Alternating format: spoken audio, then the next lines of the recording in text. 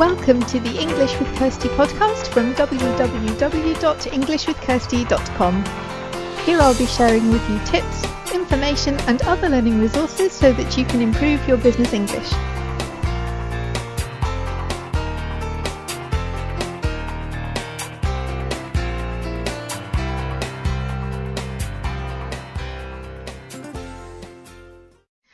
Hi everyone and welcome to the English with Kirsty podcast. So we're taking a short break from our Better English in 2018 series, and today's episode is something else, which is about pronunciation. So if anyone's been listening to the podcast for a while, you may remember episode 125 was about the silent L. So the letter L that we usually pronounce, and some words in which you don't pronounce it at all. So if you're interested in that, then you can go back to episode 125.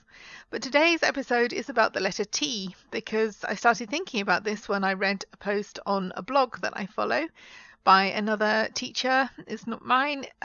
It's by someone who knows a lot more about words and where they come from and how language develops than I do. I think it's interesting. So if you like that kind of thing, then go and check out the English Language Thoughts blog. But basically, this blog post was talking about the word often or often, and the question was, do you pronounce the T in this word? And it was a kind of trick question, really, because you can, but you don't have to. It's an option. So some people say often, some people say often, O-F-T-E-N, and both are okay. But there are some other words where it's not okay. You know, the correct pronunciation is not to pronounce the T, and that's unusual because most of the time when you see a T you pronounce it. So I thought we could look at some of the words where you definitely don't pronounce it. So yeah, often is on this list because some people don't pronounce it, but that's more of a choice thing, whereas with all these other examples it's not a choice, it's just the correct way to pronounce them is without the T. Sometimes because they've been brought from other languages, and in the other language the T wasn't pronounced, so it isn't pronounced in English either. And sometimes, I don't know actually, sometimes it just is never pronounced. Okay, so let's look at some examples. So if we have a word like past or fast, then you do pronounce the T in words like past, fast. But if you have something like fasten, so fasten your seatbelts, it's not fasten your seatbelts, it's fasten your seatbelt.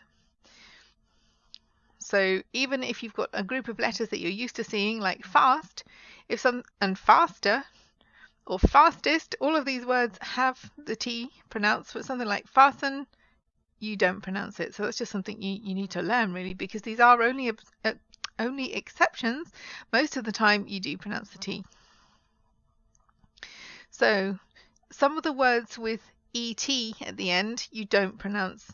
Some you do, like ticket, for example. I'm going to buy a ticket for the train or for the concert, then you do pronounce it. But words like ballet, gourmet or chalet, you don't pronounce them at all. So it's just an A sound, like holiday, but in writing it's ET, and you don't pronounce the T there.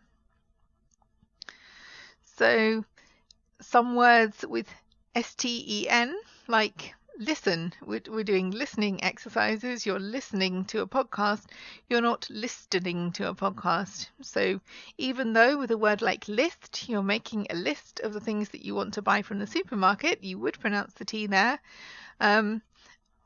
Words like listen, and christen, and glisten, and listening, or listened, all these things, you don't pronounce the T there.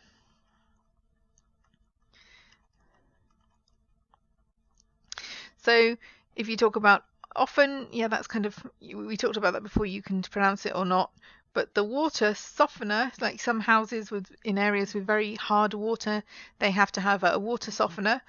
It's not a water softener, because that sounds strange. Or fabric softener you can put into your washing machine, and it's not fabric softener, it's fabric softener.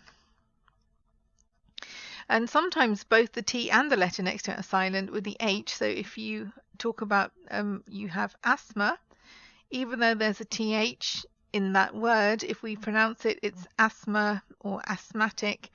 It's not asthmatic because that would be really difficult to say. So we ignore the T and the H in this set of words. So there are some other words like castle, for example. It's not castle, it's castle.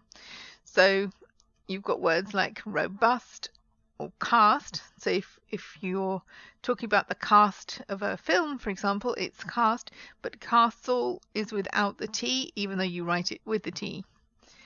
And other words like that are bustle or wrestle or whistle, and as we've got castle as well.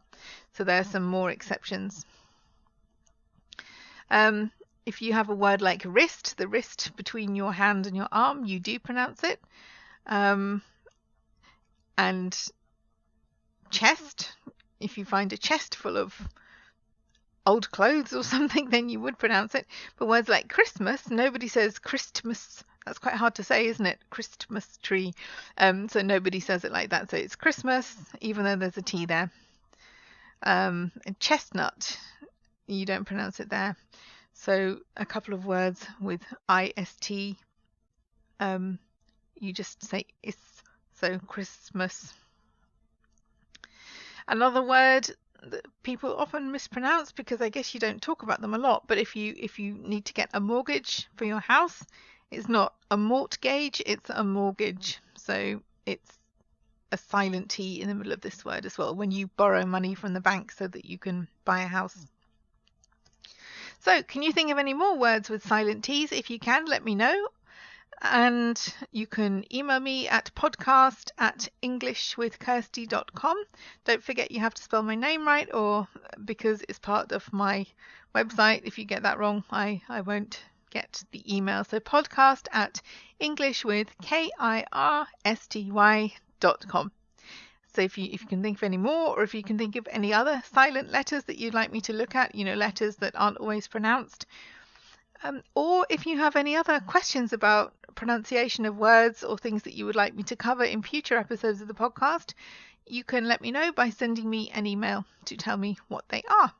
So have a good week and have fun learning English. I hope you enjoyed this episode of the English with Kirsty podcast. If you have any questions or comments, my email address is kirsty@englishwithkirsty.com, or you can go to www.englishwithkirsty.com/podcast, where you'll find information about the individual episodes.